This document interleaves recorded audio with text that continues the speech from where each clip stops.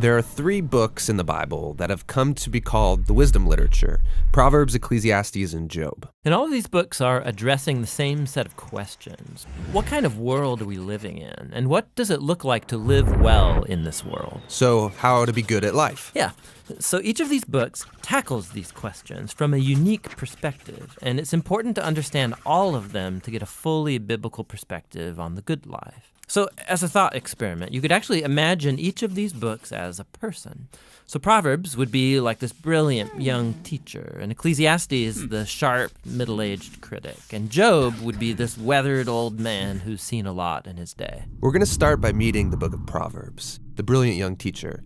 And she's not just smart, she's smart about everything: work, relationships, sex, spirituality.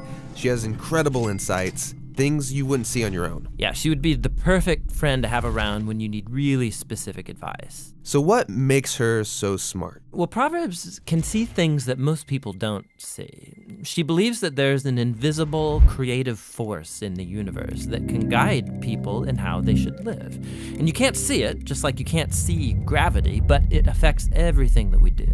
So what's this force? Well, in Hebrew, it's called chokhmah, and it usually gets translated into English as wisdom. It's an attribute of God that God used to create the world. And chokhmah has been woven into the fabric of things and how they work. So wherever people are making good or just or wise decisions, they're tapping into chokhmah. And whenever someone's making a bad decision, they're working against chokhmah. Right, or as it says in Proverbs chapter 1, the waywardness of fools will destroy them, but the one who listens to wisdom lives in security. So it's like a moral law of the universe. Yeah, it's a cause-effect pattern, and no one can escape it.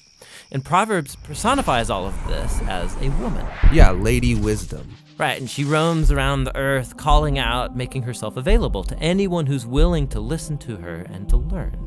Which leads to the second thing Proverbs believes, that anyone can access and interact with wisdom and use it to make a beautiful life for yourself or for others. You can create with it like a designer. Yes, in fact, chokhmah in Hebrew isn't simply intellectual knowledge. The word is also used to describe a skilled artisan who excels at their craft, like woodworking or stonemasonry. So you show you possess chokhmah when you put it to work and develop the skill of making a good life. Okay, that makes sense.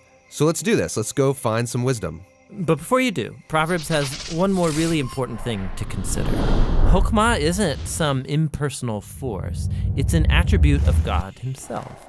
And so in Hebrew thought, your journey to becoming wise has to begin with what Proverbs calls the fear of the Lord. It's this healthy respect for God's definition of good and evil. And true wisdom means learning those boundary lines and not crossing them. Now, all those ideas you just unpacked are in chapters 1 through 9 in Proverbs. But when I think of the book of Proverbs, I think of the collection of sayings, the Proverbs themselves. Tell me about those. Yeah, those are what you find in chapters 10 on to the end of the book. It's a collection of hundreds and hundreds of proverbs about any and all aspects of life. And chokhmah gets applied to them, resulting in this wise guidance to help you find a path towards success, and no matter what you do. If I design my life with these sayings, life is going to be good. Yeah, or as Proverbs puts it, it'll give health to your bones, prosperity, a long, rich life. Which is a really big claim. But you can see how it's often the case. Wise people, they tend to do better. Things usually work out well for them in life.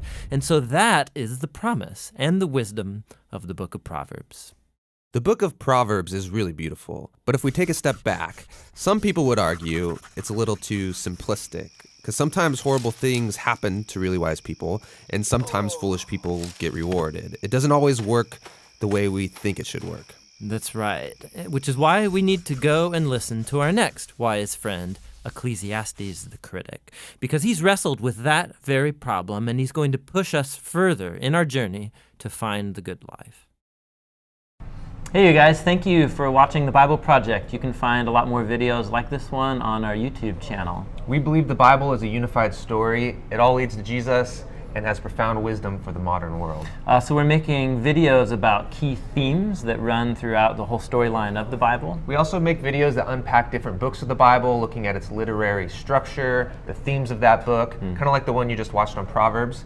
We've got a lot more videos to do and a few more series that we want to do as well. The Bible Project, it is totally supported by you guys, and thank you so much for all that you're doing. We want to make this whole video library available for free to anyone, anywhere, and that's because of you guys giving one-time gifts, or you can sign up to become a monthly supporter as well. On our website, you could download full resolution videos, you could download posters and study guides and other things. It's all for free on jointhebibleproject.com. Thank you guys.